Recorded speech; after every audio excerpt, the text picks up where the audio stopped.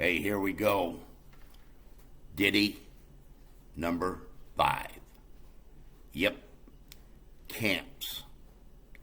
I was in the 5th grade, 1955.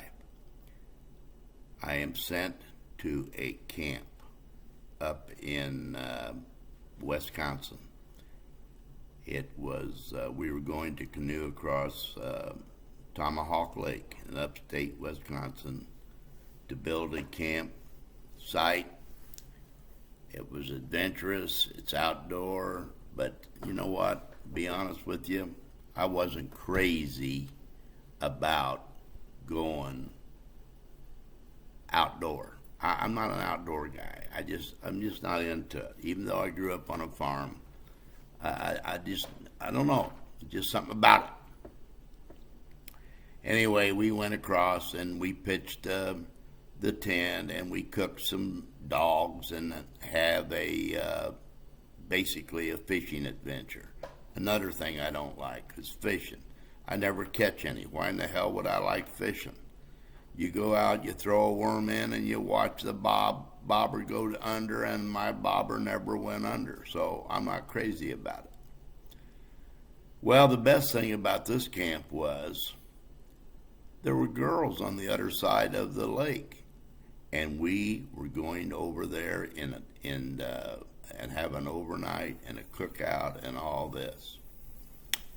Well, I had never really paddled a canoe before and got a few instructions from a counselor, but I was no Hiawatha by any means. I mean, it just wasn't, I'm little, I'm not that strong, but I'm getting some pretty good instructions. After a few sessions around the docks, I could hold my own, even with the older studs. To get to camp, I caught a train in Springfield, Illinois, that made a stop or two along the way to pick up more and more campers for this 6-week session. Now, why would I go on 6 weeks? Well, think about it. My mom saw a camp that I would be out of the house and gone for 6 weeks, and I'm in the 5th, 6th grade. She wants me out of there, and this camp in Wisconsin puts me a long, long way a ways from mom for that summer, for at least 6 weeks. Well, we made a stop along the way to pick up more and more campers for this 6 weeks deal that we're going to go up to. One kid we picked up in Chicago thought he was the best at everything, and I didn't like him from the beginning. His better than thou attitude was a little bit too much for the Moto man, because I want to be the best. So it was a little bit of a problem. Well, I've never really been away from home, so naturally I got a little bit homesick. Now, I've been away from home, staying all night with guys all the time because I wanted to, again, get off the farm, stay all night, stay in town, play with my buddies, so I would beg them to stay all night with them so that I could get away and have something to do the next morning when we'd wake up and we would play. Well, this was a pretty long excursion, and we finally got there, and getting back to the lake deal, we pitched the tent and gathered some wood for the fire pit. Things were going pretty well, and I was always near where the girls were finding their sticks. So when they're picking up sticks, I'm going to be in their area, because since the 1st grade, and I was in class with people, I love the girls. There is no question about it. From the 1st grade on until present, if there's a pretty girl, I'm going to be a-looking. Well, one little beauty caught my eye early, as it did the Chicago Nightmare. Yes, he was also involved in looking and checking out this girl. She as most of them had some pretty good looks. Well, pretty good. Some even had a body, believe it or not. Some of them were budding. Yep, I kind of like that little budding deal. Well, I smiled and tried to, you show off a little bit, and I tried to catch her eye, one way or another.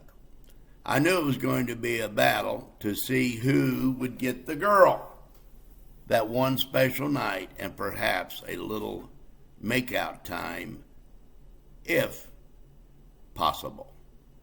As the campfire was crackling in the dark from a summer breeze, it was ghost-telling story time, and I kept thinking that I had to tell the best one to impress my blonde bomber.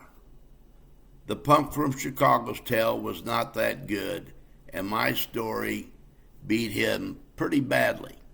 Then the conversation turned to chit-chat and who could be the funniest. Again, this camper won. Then I got up and said I was going to check out the mini sand beach and looked right at her. She came a few seconds later, and I got my prized kiss. Now, if nothing else happened at camp, that would be all right, because I had my special moment.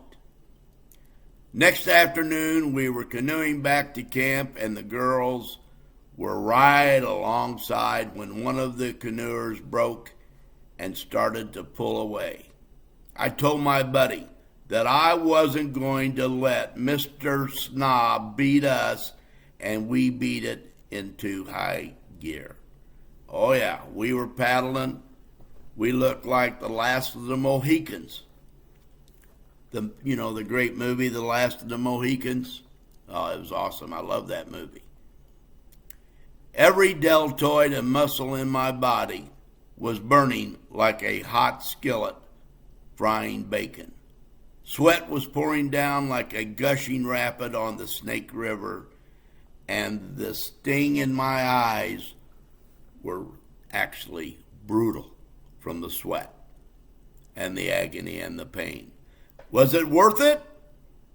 As Mike Bourne and I won. Mike Bourne was from Elgin. Oh, no, I take that back. I think he's from West Aurora. Anyway, Elgin and West Aurora are about the same. They're upper suburb of Chicago.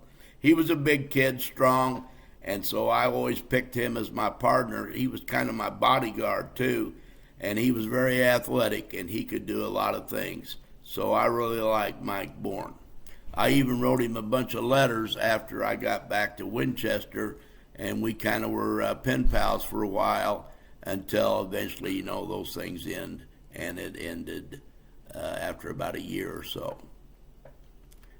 It was all in vain, though, because the girls broke off course and headed for their camp, and Miss America didn't see Mike and I win the canoe race. We had activities later, but I was in bed resting my overly sore muscles, dreaming of the night before, the kiss. Well, we're going to have a Moto Minute here in a second. I'm going to go outside and show you what I did today. I am so proud of myself, and I'm going to share that with you in my Moto Minute. So bear with me. I'll be back in a sec. We got to go outside to the grill. My very, very proud moment. Today, believe it or not, for the first time in my 76 years, Moto took the propane tank out by himself without any help. It was unbelievable. I've always had to call a neighbor, a friend, or my son John, or K to take out the propane tank. Now, naturally, when I took it out, she had to carry it out to the car, and we'll have to take it up and get it exchanged. But believe it or not, the Moto man took out the propane tank, and one of the highlights of my day finally ended.